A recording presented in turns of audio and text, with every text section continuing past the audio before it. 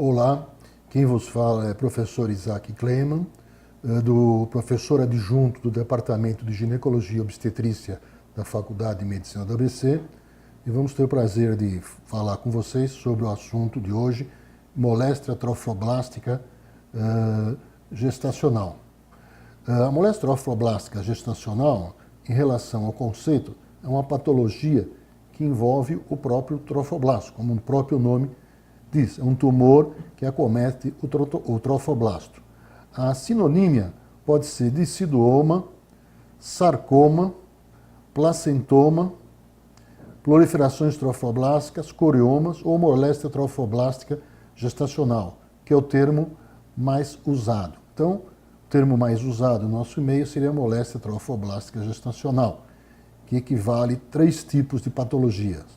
A mole datiforme, que é a patologia benigna, a mola invasora, que também é uma patologia benigna, porém mais agressiva, e o coriocarcinoma, que seria a patologia maligna da moléstia trofoblástica gestacional.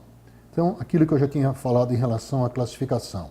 Moléstia datiforme ou corioma benigno, que seria a modalidade benigna da doença que acomete as vilosidades coriais, o corioadenoma de instruens ou mola invasora, também patologia benigna, porém mais agressiva, e o coriocarcinoma ou corioma maligno, que seria a doença maligna originária de patologia das vilosidades. Então, inicialmente, nós vamos falar da mola datiforme. Em relação à mola datiforme, aquilo, como eu já havia dito anteriormente, é uma patologia benigna que acomete as vilosidades coriais. É uma patologia, uma patologia que acomete as vilosidades coriais. É uma doença ligada à alteração endócrina. Então, nós podemos observar que as pacientes que apresentam esse tipo de modalidade de doença, o nível de gonadotropina coriônica se apresenta muito elevado, maiores que os níveis normalmente numa gestação normal. Então, os níveis de gonadotropina coriônica se apresentam extremamente elevados. A incidência da mola, segundo esse autor da Tailândia, é 1 caso de mola para 125 casos de gestações normais. Segundo esse da Filipinas, a Costa Siso, 1 caso de mola para 170 casos de gestações normais. Ainda em relação a esse autor do México, 1 para 200. Segundo esse autor de Hong Kong, Chun, 1 para 242. Segundo esse autor da França, 1 para 500. Segundo Beicher, 1 para 700 gestações normais. Segundo Fernandes e Marques, aqui no Brasil, nós vamos ter 1 caso de mola para cada 1.000 gestações. Nos Estados Unidos, segundo Novak, 1 para 2.500 gestações. Então, como vocês podem observar, é muito variada a relação de gravidez molar ou gestação molar para gestação normal. Em relação à etiopatogenia desta patologia, existem fatores predisponentes. Quais são? Seria o fator nutricional, o fator racial, o fator paridade, o fator idade e os fatores imunológicos. Em relação ao fator nutricional, o que nós observamos? Que em populações carentes, com um déficit nutricional importante, existe aumento da gestação molar. Um exemplo disso, durante a Segunda Guerra Mundial, em populações femininas com dificuldade de alimentação, com déficit nutricional, principalmente proteico, se observou uma incidência maior de gestação molar. Em relação ao fator racial, então, mulheres oriundas de países asiáticos também se notou que elas apresentavam uma incidência de gestação molar maior. E também, talvez, nesse caso, se deve a um déficit nutricional, pois o tipo de alimentação aí é pobre em proteínas. Paridade. Foi observado que a gestação molar é mais comum nas grandes multíparas. Fator idade. Também se observou que é mais comum acima de 40 anos. Em relação aos fatores imunológicos. Também podemos dizer que o fator imunológico hoje em dia seria muito importante para o desenvolvimento da gravidez molar. Talvez uma reserva imunológica diminuída fosse importante para que essas pacientes possam desenvolver uma gravidez molar. Em relação à anatomia patológica, nós temos que analisar os aspectos macroscópicos e microscópicos. Em relação aos aspectos macroscópicos, como dizia o professor Delasso, para quem já viu uma vez produto molar, um caso, por exemplo, de um abortamento molar, em que a eliminação desse material, jamais esquece. Por quê? É semelhante ao sagu.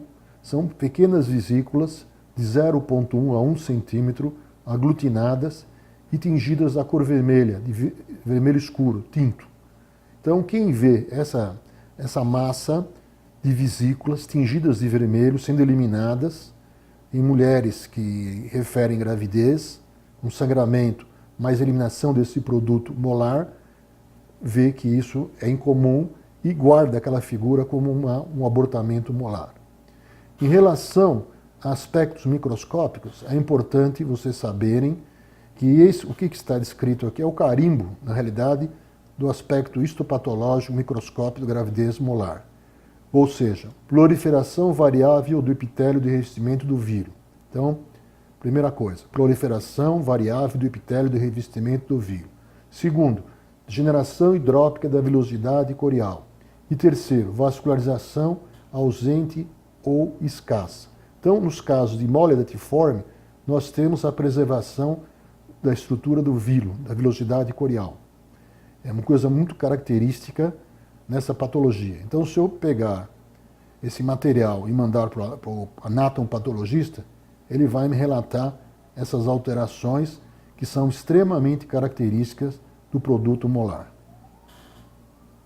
Então, aqui vocês podem ver, nessa figura, tem um útero e toda a cavidade está preenchida por esse produto molar.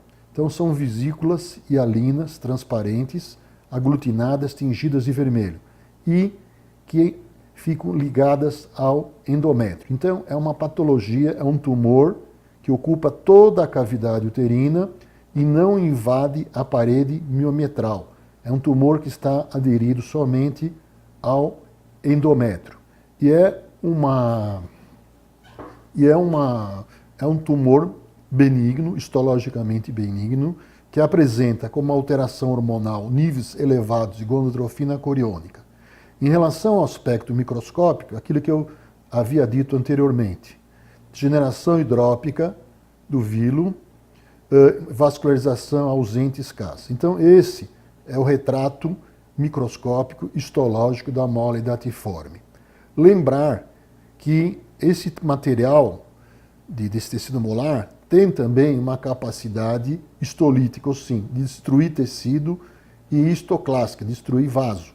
Então pode, eventualmente, esse material molar lesar um vaso, cair na circulação e levar um quadro de embolia pulmonar.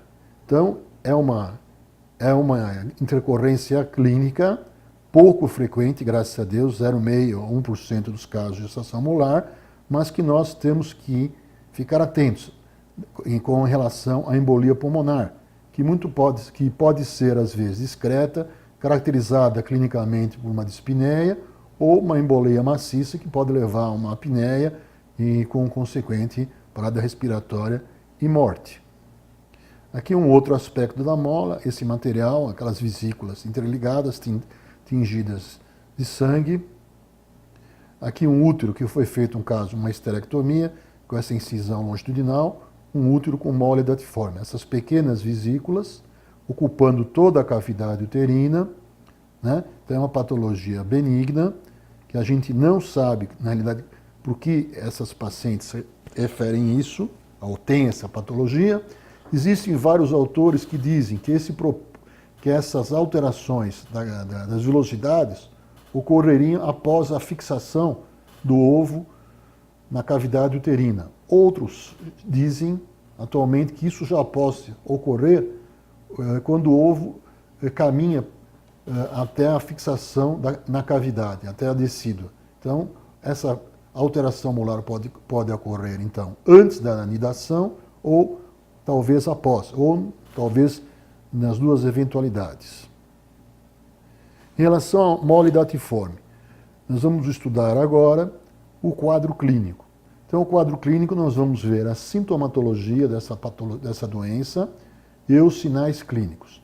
Em relação à sintomatologia, então é aquela mulher que está grávida e que, obviamente, tem um atraso menstrual, que tem uma falha menstrual, seguida de metrorragia. Então, aquela paciente que muitas vezes procura o pronto-socorro e fala, estou grávida e estou sangrando. Então, é um dos sintomas do quadro clínico. A hiperemese gravídica. Essas pacientes normalmente referem muita náusea, muito vômito. Então, hiperemese gravídica é quando tem náusea e vômito de maneira exacerbada, levando a alteração metabólica. Então, essas são pacientes que precisam tomar soro, precisam ter uma reposição de volume, porque elas não conseguem ingerir líquidos de maneira nenhuma. Em relação ao volume abdominal.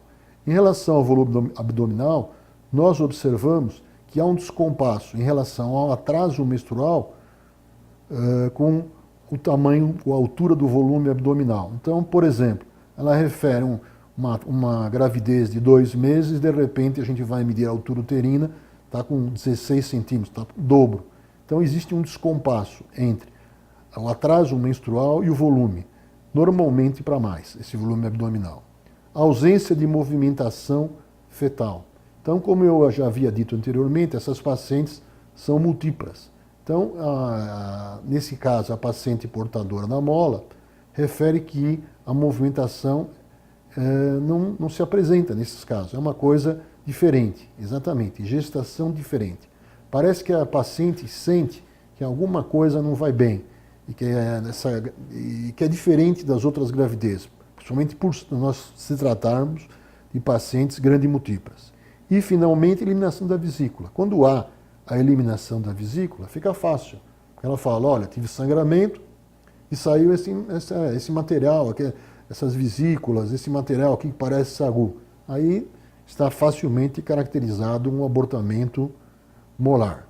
Então, essas pacientes apresentam basicamente, em relação à sintomatologia, esses sintomas agregados. E os sinais clínicos? Os sinais clínicos são muito variados. Ela pode apresentar um bom estado geral, um regular estado geral ou um estado geral muito ruim. Vai depender do grau de sangramento que essa paciente tem, vai depender da desidratação devido à hiperemese gravídica, tá certo? Devido às náuseas e vômitos, devido ao aumento de gonadotropina coriônica circulante.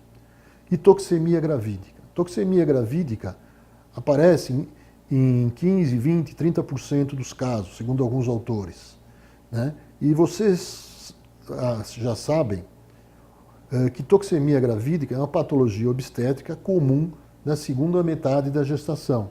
Não é comum nós encontrarmos numa fase inicial, tá certo? Então, a toxemia gravídica numa fase inicial pode ser também vista como um sintoma clínico. Então, são aquelas pacientes que têm hipertensão, edema e proteinúria. Então, a paciente que tem uma hipertensão precoce e está grávida, será que ela não está desenvolvendo uma toxemia gravídica? Será que talvez isso não esteja ligado à mola e datiforme? E outro sintoma e sinal clínico seria a embolização pulmonar. Aquilo que eu já havia dito anteriormente. Devido à capacidade angioclástica e histolítica desse tumor, ele invade um vaso, parte desse material molar, através desse vaso, pode atingir o pulmão e levar a uma embolização pulmonar, que pode ser discreta, pode ser de intensidade média ou severa, levando uma apneia com parada cardiorrespiratória. Em relação ao exame especializado, nós temos o exame do abdômen, o exame dos genitais externos e o exame dos genitais internos. Em relação ao abdômen, nós vamos notar aquilo que eu havia dito anteriormente, que a altura uterina normalmente é maior do que a idade gestacional que a paciente refere. Por exemplo, ela refere uma gravidez de 3 meses. Nós vamos ver a altura uterina, então uma altura uterina compatível com uma gravidez de 4, 5 meses. Então existe um descompasso, existe um crescimento uterino rápido. E na palpação, nós vamos observar, quem tem mais experiência na palpação, que a gente não consegue detectar nenhum segmento do feto. Né? Existe uma homogeneidade à palpação, quer dizer, você não consegue sentir segmentos fetais.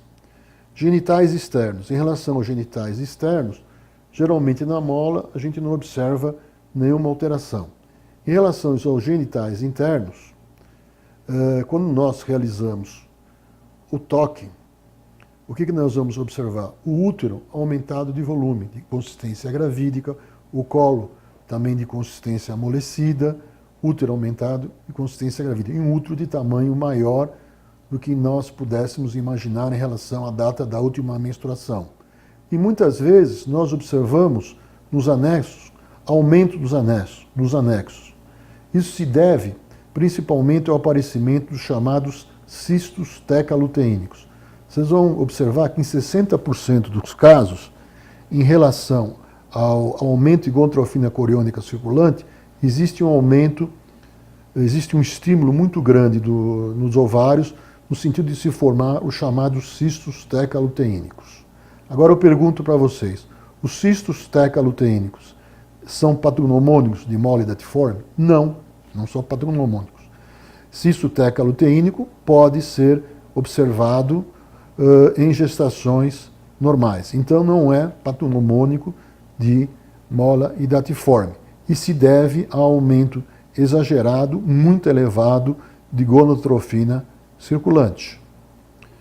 O diagnóstico da mola e datiforme. O diagnóstico pode ser clínico, ultrassonográfico, dosagens hormonais, punção uterina, exames radiológicos e anatopatológico. O quadro clínico, que já foi visto. Então, paciente com atraso menstrual, grande múltipla, com sangramento, desidratada, anemiada, muitas vezes até em pré-choque, e nos casos que há o caso de abortamento desse material, desse produto molar, fica fácil, porque nós observamos esse produto molar sendo eliminado.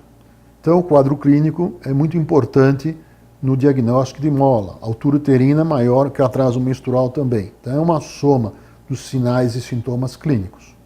O ultrassom me permite fazer um diagnóstico tranquilo, porque a ultrassonografia, o que nós vamos observar no ultrassom?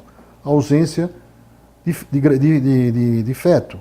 Então, existe imagem, como os flocos de neve, e não observamos a presença de embrião, que são gestações anembrionadas. Gestações anembrionadas.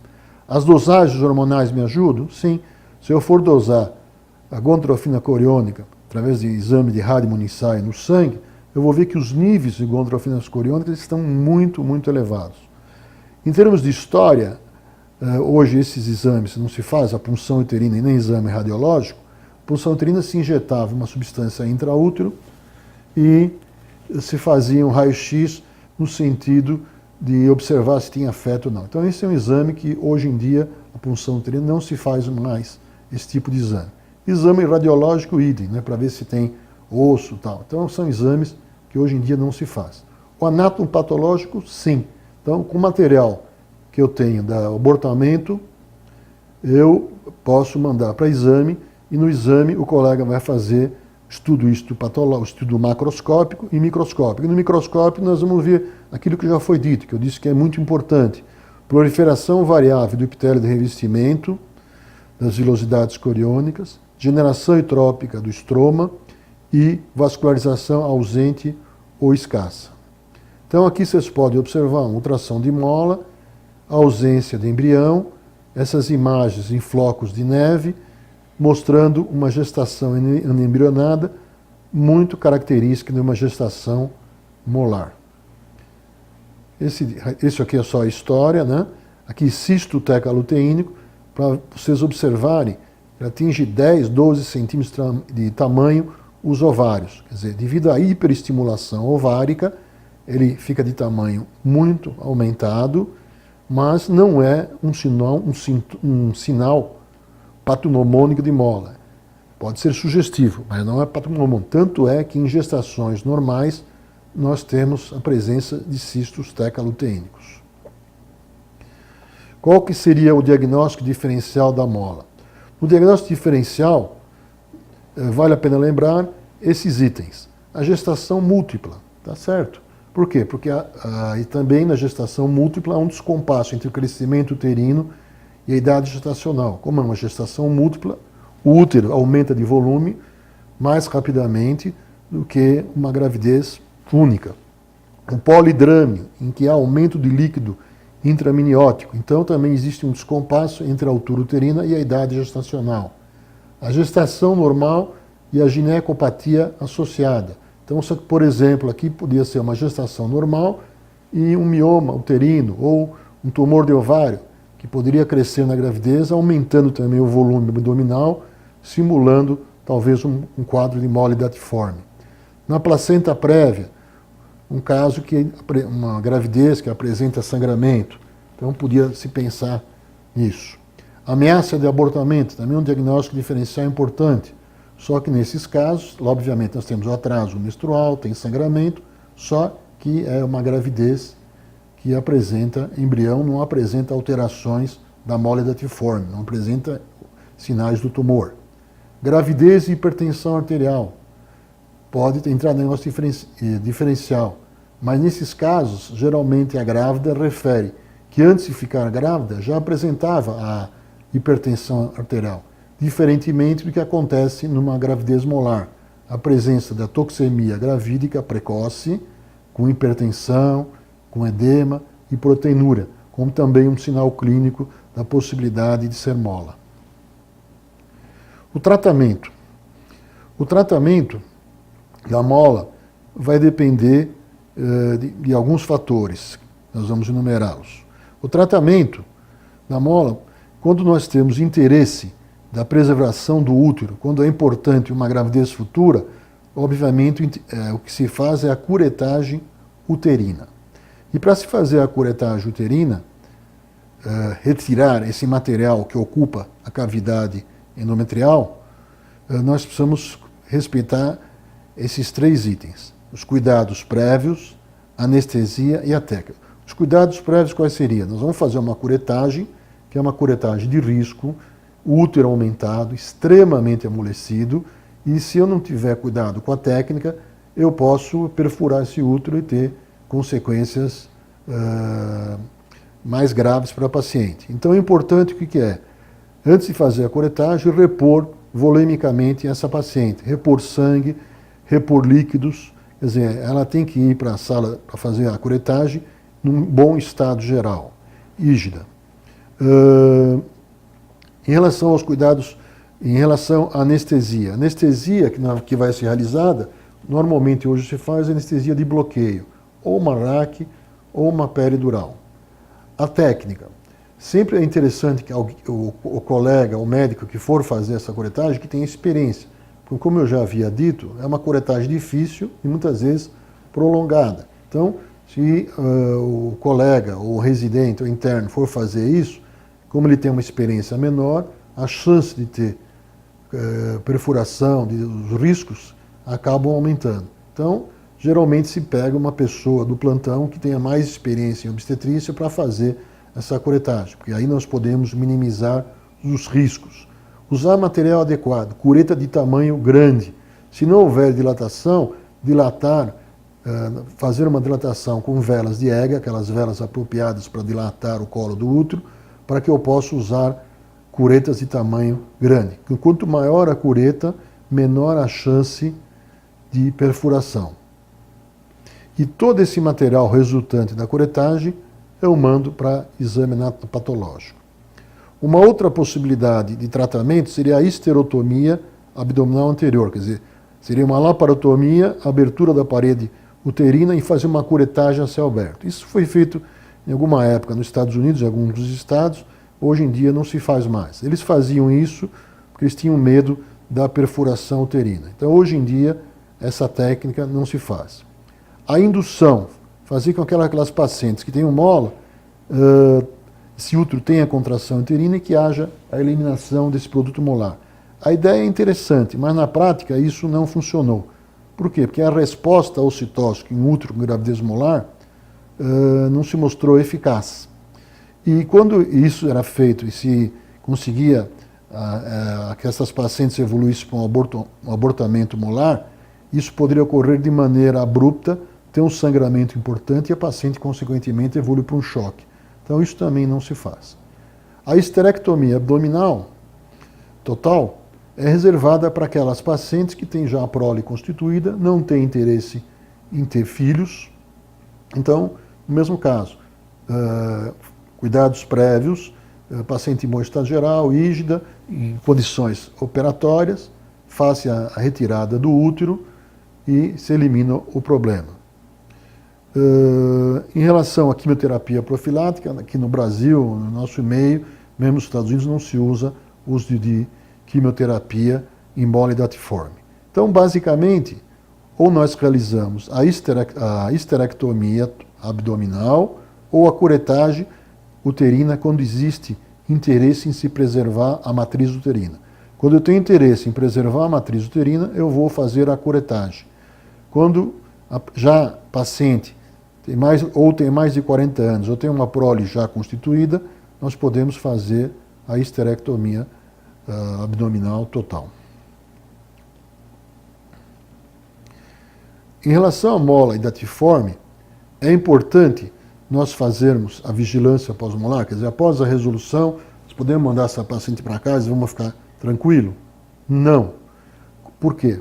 Porque o objetivo da vigilância pós-molar seria a detecção precoce de malignização.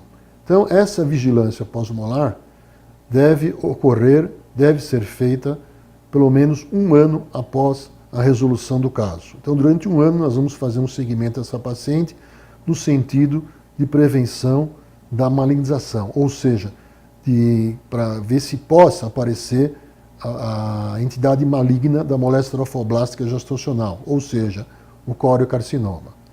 E seria durante um ano. Nos primeiros 3 meses, o ideal é interessante que essa paciente venha a cada 15 dias no ambulatório. E nos últimos 9 meses, que ela venha mensalmente. Então, eu vou fazer um controle clínico, um controle laboratorial e um controle radiológico. O controle clínico, baseado na anamnese, então eu vou ver se essa paciente, se o sangramento está diminuído ou se ela apresenta um novo sangramento, falar, puxa, será que a curetagem foi realizada, ainda ficou lá produto molar e por isso que ela está sangrando? Será? O exame ginecológico, então eu vou poder ver se o útero está involuindo através do toque, se ele está voltando ao seu tamanho normal, se aquele cisto tetraluteínico está involuindo. Então, se eu observar que tem sangramento, que esse volume uterino não está voltando ao normal, alguma coisa deve estar acontecendo errado, algum problema deve estar acontecendo. Toda vez que ela vier nessa consulta, é interessante a gente dosar a gonatrofina coriônica no sangue, através do radioimunoensaio, para ver se isso está caindo normalmente. Em torno de 40 a 60 dias, isso deve cair aos valores normais. Se manter aumentado ou não houver queda, alguma coisa de errado, alguma coisa de anormal deve estar ocorrendo. Será que tem resto? Será que tem alguma outra patologia que produz também gonatrofina coriônica que está envolvida nesse processo? Raio-X de tórax a cada 2 meses. Então, muitas vezes, uma imagem numelar pode ser um sintoma precoce, até num caso de coriocarcinoma, ou seja, na entidade maligna dessa patologia. Tá. Sempre lembrar que mole datiforme é uma entidade benigna que acomete as vilosidades coriais. Portanto, em mole datiforme, nós não temos metástase, não existe metástase. Existe só aquele caso, que são raros, de embolia pulmonar, não existe metástase, diferente da moléstia trofoblástica maligna ou coriocarcinoma, que é uma patologia maligna, que se apresenta com metástases. O prognóstico. O prognóstico da mole datiforme, em termos de mortalidade, gira em torno de 1%. O prognóstico imediato, ele depende da precocidade do diagnóstico e dos cuidados técnicos durante a resolução da patologia.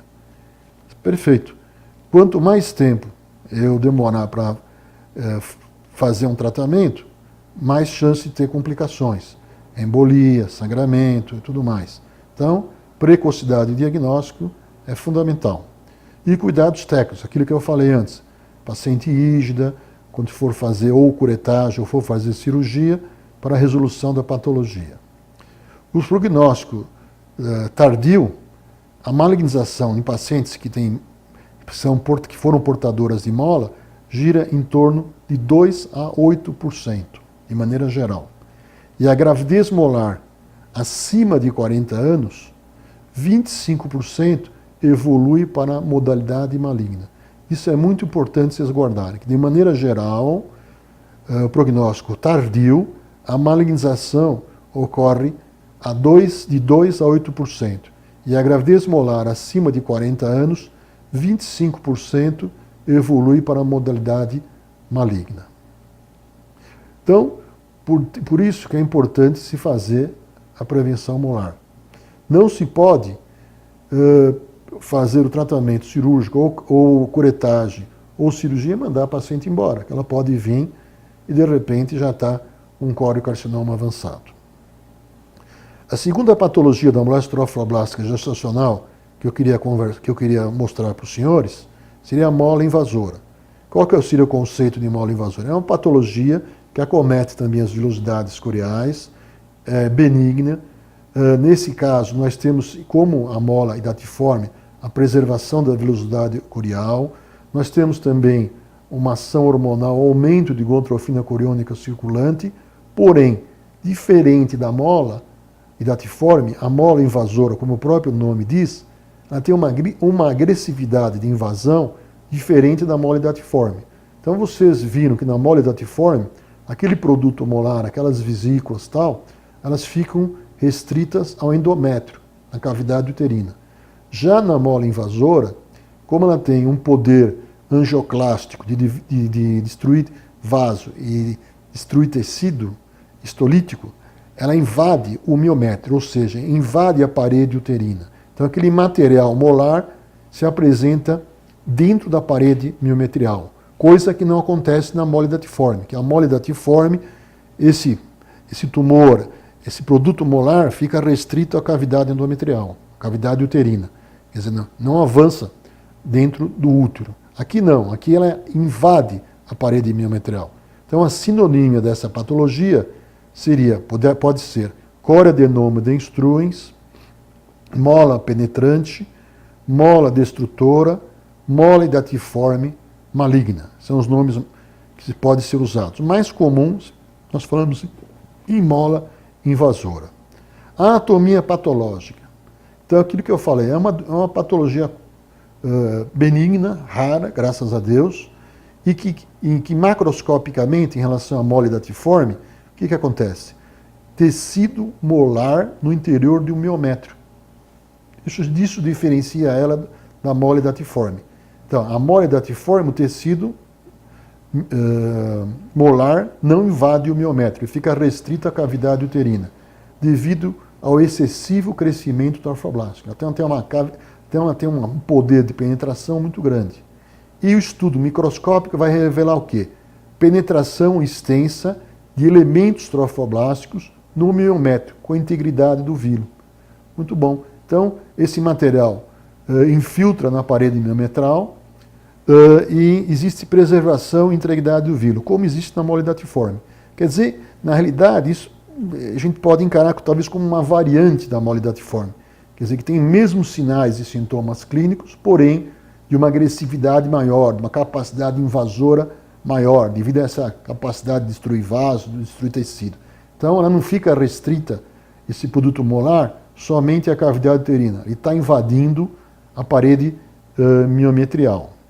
Aqui um exemplo que vocês podem observar, o útero, esse material molar invadindo essa parede do miométrio de maneira diferente. Ele não fica restrito somente à cavidade uterina.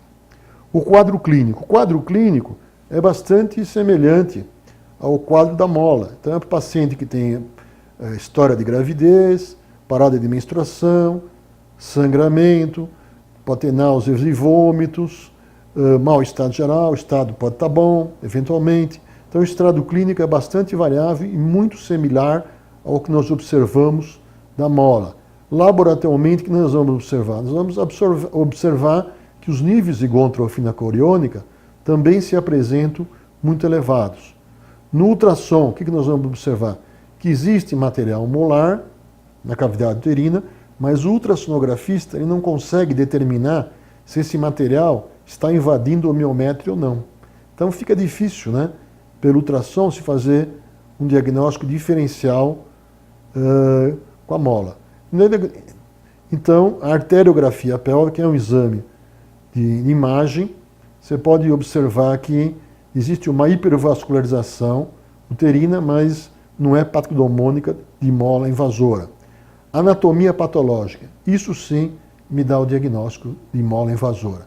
Então, o que é? São aqueles casos que tem mola, na vigilância pós-molar, os níveis de gontrofina coriônica não descem a níveis normais, permanecem elevados, o paciente ainda refere sangramento, muitas vezes quando tem cistos tecalutênicos e cistos tecalutênicos persistem, o mau estado geral persiste, a hiperemese persiste, então parece que a gente fala, será que essas pacientes, quando foi feita uma curetagem inicial, se deixou o resto? Então se volta muitas vezes a curetar e os sinais e sintomas de gravidez molar persistem. E persiste por quê?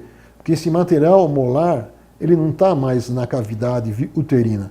Ele penetrou na parede miometrial e por mais que eu faça a curetagem, vamos dizer, um pouco mais agressiva, eu não consigo retirar esse material.